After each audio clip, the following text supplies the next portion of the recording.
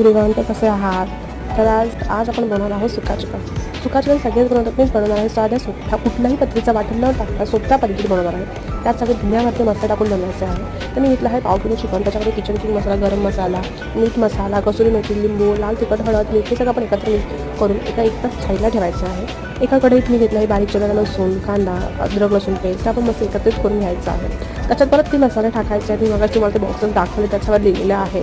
आणि थोडंसं लाल तिखट ते मस्त आपल्याला भाजून लालसर परतून घ्यायचं आहे. आणि आपण जे मॅरिनेट केलेलं चिकन वगैरे एका तव्यात तेल टाकून थोडंसं रोस्टेड करून घ्यायचं आहे 15 ते 20 मिनिटं. आणि आपण ह्याच्यामध्ये बघा किती तेल सुटलं आहे, त्यात आपण टोमॅटो प्युरी टाकूया आणि ते मस्त लाल आणि तेल सुटेपर्यंत आपण भाजून घ्यायचं आहे. आणि ते चिकन शिजलं आहे, आपण ह्याच्यात टाकूया आणि 1 ग्लास पाणी टाकून 15 ते 20 मिनिटं आपण बॉईल करूया.